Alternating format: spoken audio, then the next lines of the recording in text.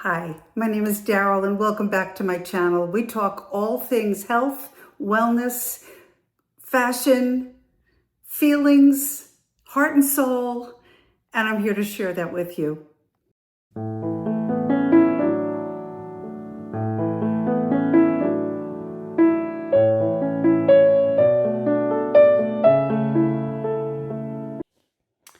Are you feeling stuck?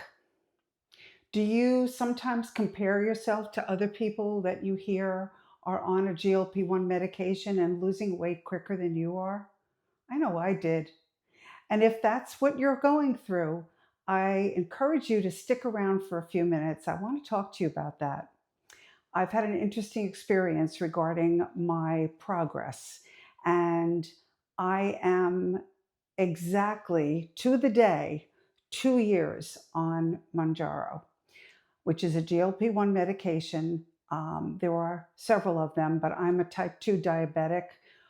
I am really doing great with the diabetic numbers, and I'll talk to you about that in a moment. But part of the reason I am doing great with that is because the medication is helping keep my A1C nice and low. So if you're feeling stuck and you're not losing weight as quickly as you think you could be, there could be a million different reasons. And some of them are not even under your control. Some of them may be your metabolism, your genetics, how long you've been dieting. I know I'm 70 years old, guys, and I have been dieting for more than half my life. So I've been told that my metabolism can get screwed up by doing that. It is what it is. And I'm here to suggest that there are ways of looking at this that may make it feel a little bit easier. I have a doctor who I implicitly trust. He's got amazing things to encourage me with. And he had been wanting me to be on this medication way before I got the guts up to try it. So he was very patient with me. And I would implore you to look for a doctor that listens, a doctor that you can work with. I have friends who are on GLP-1 medications who have no medical assistance whatsoever other than a telehealth professional, which quite frankly works well if you have a good one. But I like the face to face. I'm old school that way. And my doctor, all along these 2 years, has been having me come in every 3 months for blood work, as well as checking my A1C, as well as looking at all my numbers, weighing me on his scale, and taking my blood pressure. So if you don't have a great doctor that you can work with, I encourage you to shop for one, just like you would shop for a good hairdresser or a good dentist or anyone who is going to help you. I know I did that with therapy. When I was shopping for a therapist, I found one that resonated with me, that I connected with, that heard me, that just works with me. And so my doctor, I'm very, very grateful, is that kind of a guy. So I've been feeling frustrated lately, and that's what this video is about. I went in to see my doctor and he encouraged me. First, he pointed out all the things I'm doing right. I am not giving up. I am really working hard on my nutrition, trying to keep the protein under control, the fiber nice and high. My hydration could be a little bit better, and we discovered that when we did my blood work. But I have not been moving my body as well as I could be. And so he pointed out my A1C is fantastic. It went from almost an 8 down to a 5.1. So I'm thrilled about that. And he was too. And so he was encouraging me that my insides are changing maybe a little bit quicker than my outsides are changing.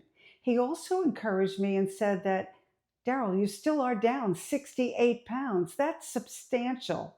Yes, it may be a little slower than some folks have been seeing, on these medications, but you have to remember, he said, you're 70 and everything is going to be a little bit slower. I've been in menopause many years. I had a hysterectomy many years ago. So, my hormones are a little bit wonky, for lack of a better word.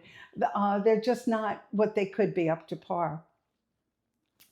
He also noticed how upset I was. And he said, Daryl, I see you're frustrated. I mean, I started crying in his office. I was really, really upset. I felt like, my scale has not moved in many months more than a pound up, 2 pounds down, 3 pounds up, 2 pounds down. It's very, very frustrating.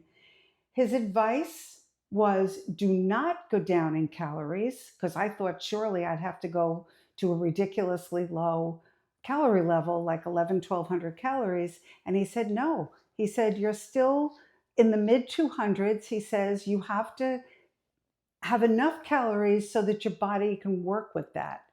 Um, he said, I said to him, well, how about we go up in dosage? And he said, the problem with that is I'm on 12.5 milligrams of mounjaro, which is the second to highest dose.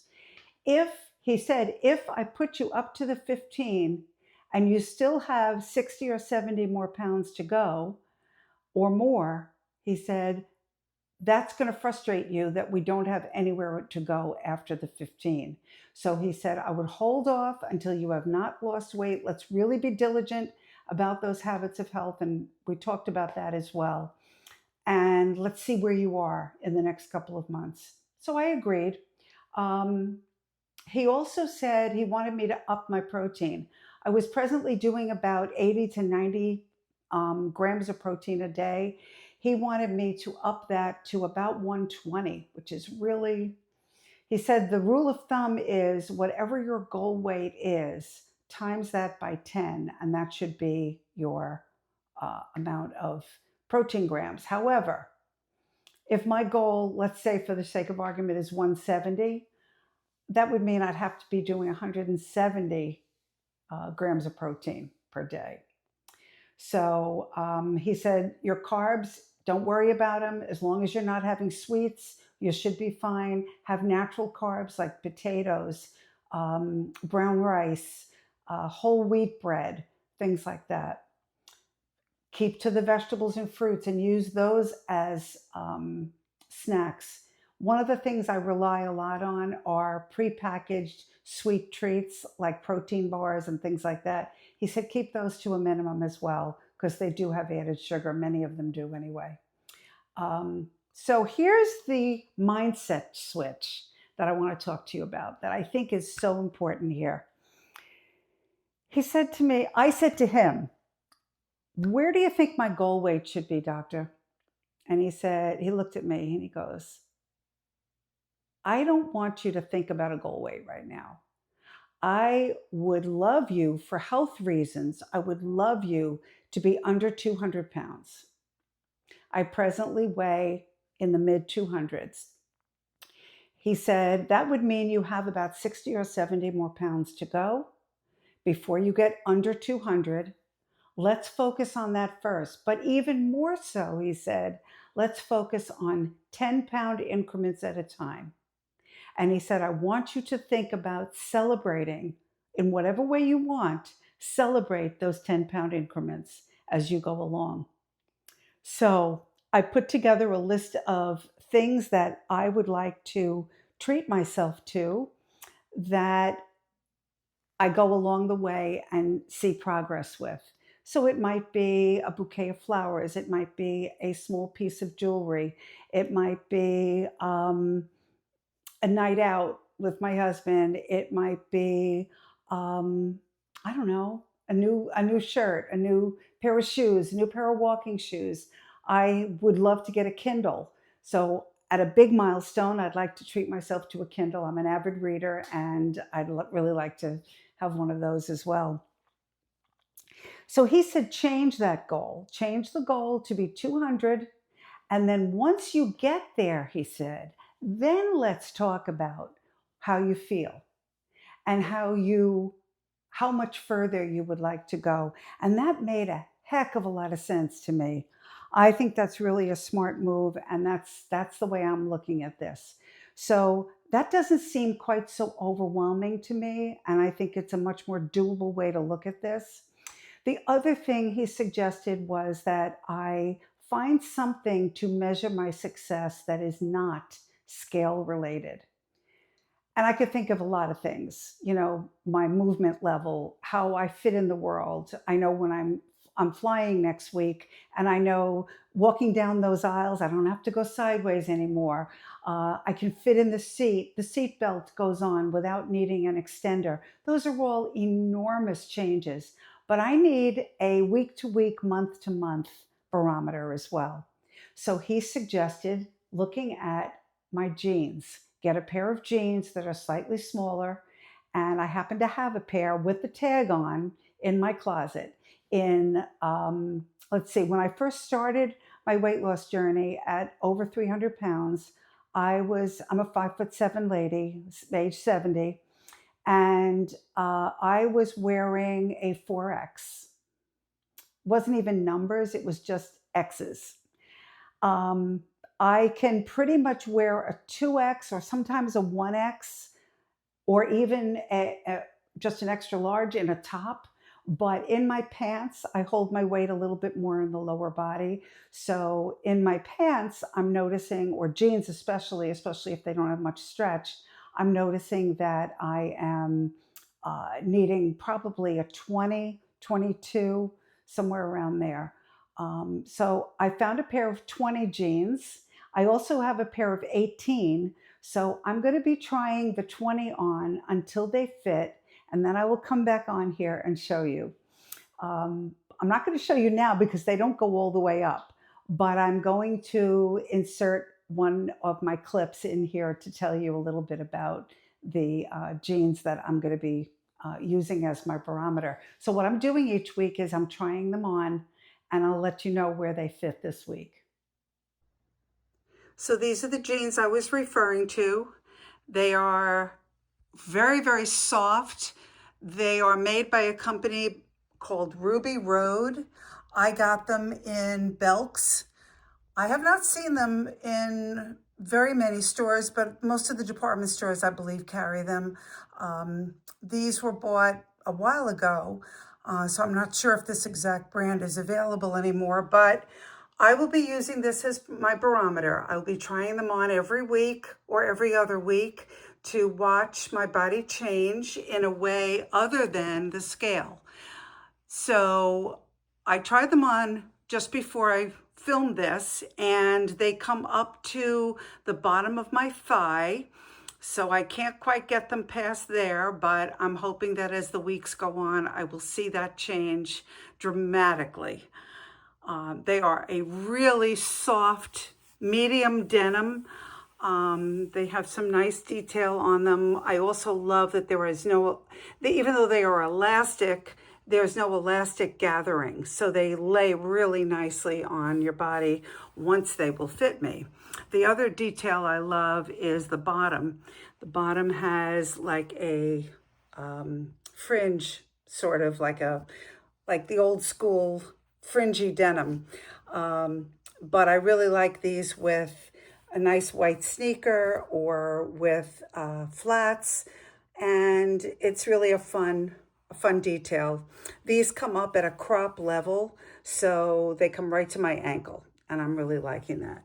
So these are, like I said, made by Ruby Road, and they are in a size 20, soon to be an 18, a 16, a 14, and hopefully eventually a 12. I would freak if that happens, but I believe it will. All right, watch me change. So I would love to hear what barometer you're using in your health or weight loss journey. Are you measuring your health numbers from your blood work? Are you measuring how you fit in the world? Are you measuring how your clothes feel different? Are you measuring how you're moving easier? Less pain in your joints? Things like that. My final words to you are this: if progress seems slow, It doesn't mean these medications are not working. As long as you're moving in the right direction, in whatever time frame that means, you're in the right place. If this resonates with you, I would love you to give me a thumbs up. I would love you to leave an emoji, a heart emoji in the comments, or comment to me what it is you're noticing about changes in your body. And please subscribe. Feel free to leave any questions, anything you'd like me to speak about in the future. I'm here for you for that. Just remember, this is a journey, slow and steady. That's way more important than getting this done yesterday. Way more important. So let's go slow and steady, and let's do this together. Thanks for being here, everybody.